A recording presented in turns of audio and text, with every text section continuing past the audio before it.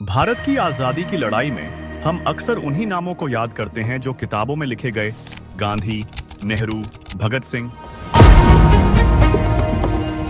लेकिन आजादी सिर्फ कुछ लोगों की देन नहीं थी, ये लाखों गुमनाम वीरों का बलिदान था।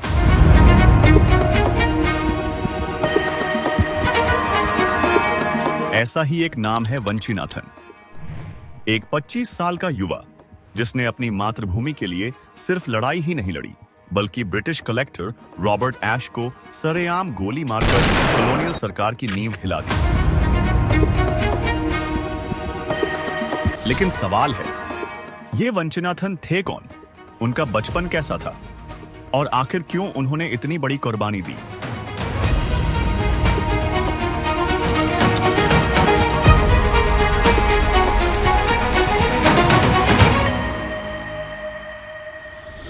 वंचिनाथन का जन्म 1886 में शेनकोट्टाई में हुआ था। यह इलाका आज के तमिलनाडु और केरला की सीमा पर बसा है। उनका असली नाम था वंचिनाथन अय्यंगार। एक साधारण परिवार में जन्मे वंची बचपन से ही बुद्धिमान, तेज तर्रार और देशभक्ति से भरे हुए थे। 1900s का वो दौर था जब भारत पर अंग्रेजों की हुकूमत सबसे कड़ी थी। साउथ इंडिया में भी ब्रिटिश सरकार लगातार टैक्सेस बढ़ा रही थी, किसानों को परेशान कर रही थी और स्थानीय आंदोलनों को बेरहमी से कुचल रही थी।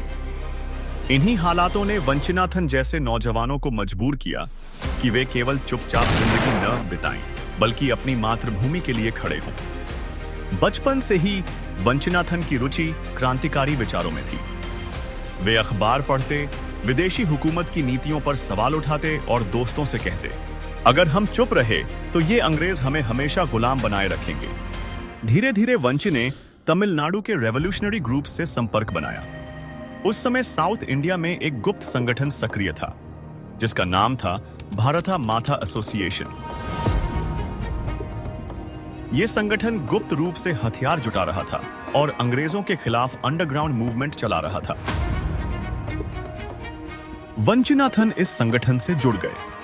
उनके गुरुओं में फ्रीडम फाइटर्स जैसे वीवीएस आयर और नीलाकांता ब्रह्मचारी शामिल थे। उन्होंने सिखाया कि सिर्फ भाषण देने से आजादी नहीं आएगी, आजादी के लिए खून बहाना पड़ेगा। धीरे धीरे वंची खुद एक तेज, निडर और विश्वसनीय रेवोल्यूशनरी बन गए।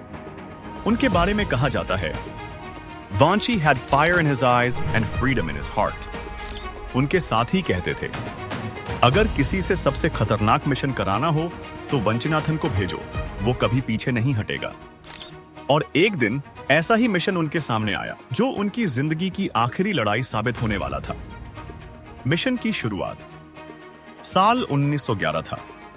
साउथ इंडिया में माहौल बेचैन था। अंग्रेज सरकार हर उस आंदोलन को दबा रही थी जो उनके खिलाफ उठता था। ब्रिटिश प्रशासन का एक नाम क्रांतिकारियों की नजर में सबसे बड़ा दुश्मन बन चुका था, रॉबर्ट ऐश, मद्रास प्रेसिडेंसी का कलेक्टर। उसने फ्रीडम फाइटर्स की गतिविधियों को दबाया, आवाजों को बेरहमी से खत्म किया, कई क्रांतिकारियों को जेल भेजा और आंदोलनों को तोड़ा। भारता माता एसोसिएशन और रेवोल्यूशनरी नेताओं ने तय किया कि इस अत्याचारी को सजा मिलनी चाहिए। यह काम सौंपा गया एक शेर को, वंचिनाथन को। योजना थी रॉबर्ट ऐश की हत्या, मगर यह आसान नहीं था। ब्रिटिश कलेक्टर कड़ी सुरक्षा में था। उसका शेड्यूल गुप्त रखा जाता था। कोई गलती पूरे आंदोलन को खत्म कर सकती थी। वंचिनाथन ने कहा, अगर आजादी की राह में मेरी जान चली जाए तो मैं हिचकिचाऊंगा नहीं। उनके चेहरे पर डर नहीं था, बल्कि एक अजीब सी शांति थी। मिशन का दिन तय हुआ, 17 जून 1911। जगह चुनी गई, मनियाची रेलवे स्टेशन, जहां से ऐश अपनी पत्नी के साथ माद्रास जाने वाला था। वंची ने अपने हथियार तैयार किए, एक पिस्तौल और अपनी जेब में एक चिट्ठी। चिट्ठी में लिखा था, मैं अपनी मातृभूमि के लिए बलिदान दे रहा हूं। जब तक भारत आजाद नहीं होगा, मेरे जैसे नौजवान पैदा होते रहेंगे। यह चिट्ठी इतिहास में दर्ज हो गई। सुबह की पहली ट्रेन की सीटी बजी। स्टेशन पर भीड़ थी, किंतु किसी को अंदाज न था कि इतिहास लिखा जाएगा। वंचिनाथन चुपचाप प्लेटफॉर्म पर पहुंचे। उनकी नजरें बस एक चेहरे को खोज रही थीं, रॉबर्ट ऐश को। और फिर ट्रेन से उतरे ऐश और उनकी पत्नी। वंची की धड़कन तेज थी, हर पल भारी था, हर सेकंड अनंत जैसा लग रहा था। अब वक्त था मिशन पूरा करने का। प्लेटफॉर्म पर लोग, बच्चे, वंची का हाथ पिस्तौल पर, घबराहट, आंखें ऐश को टिकी हुई। ऐश कुछ कदम दूर थे। वंची का इंतजार पूरा हुआ। भीड़ से एक तेज कदम बढ़ा और फिर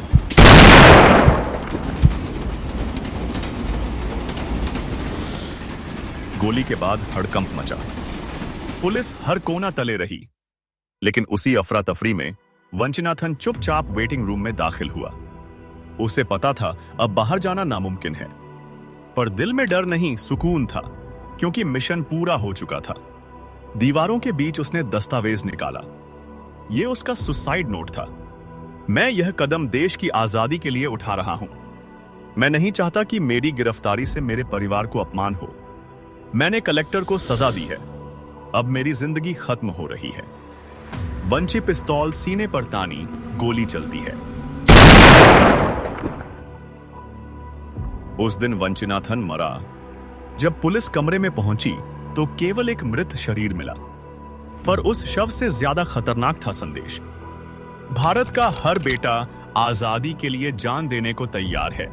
जून 1911 को मनियाची स्टेशन पर जो हुआ, उसकी खबर आग की तरह पूरे देश में फैल गई। रॉबर्ट ऐश की हत्या और वंचिनाथन की आत्महत्या ब्रिटिश साम्राज्य की जड़ों को हिला देने वाली थी। ब्रिटिश सरकार को लगा कि उसने डर पैदा कर दिया, लेकिन सच यह था कि लाखों दिलों में बगावत की आग भड़क गई। वंचिनाथन को कोल्ड ब्लडेड असैसिन कहा, अखबारों में टेररिस्ट कहा, लेकिन भारतीय जनता ने उसे दिया एक नाम, वीरा वांची, एक शेर जिसने डर की जगह साहस दिया।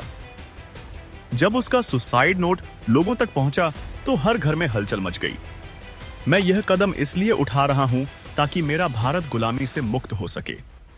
स्याही नहीं, आग थी ये, जिसने युवाओं को क्रांति में कूदने पर मजबूर किया। गुप्त बैठकों में युवा क्रांतिकारी संगठन फैलते हुए। वंची की शहादत ने तमिलनाडु और दक्षिण भारत में क्रांतिकारी आंदोलन को नई ऊर्जा दी। सुब्रमण्य भारती ने कविताओं में उसे अमर कर दिया। वीवीएस, आयर और साथी और भी मजबूत हुए।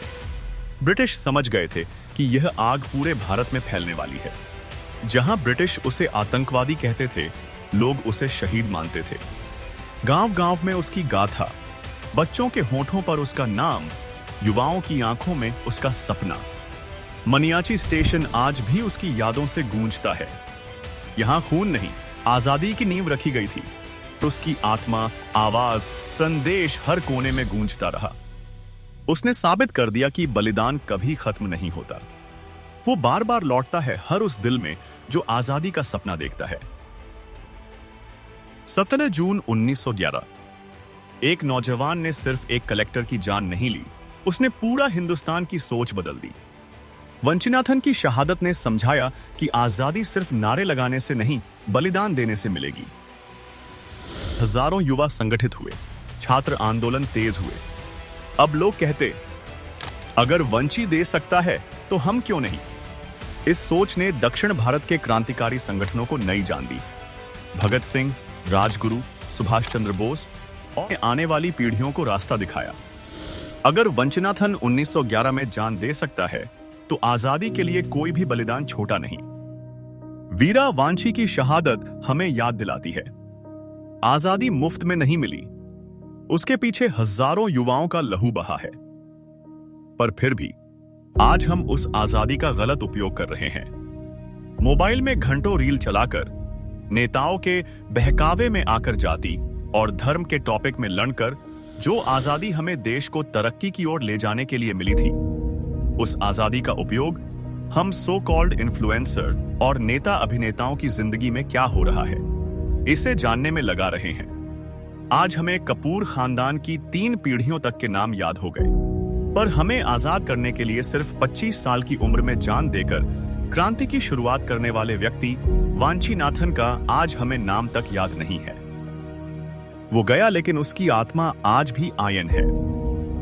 हर उस हवा में जो तिरंगे को लहराती है, हर उस मिट्टी में जो बलिदानियों के खून से लाल हुई और हर उस भारतीय के दिल में जो कहता है, भारत माता की जय।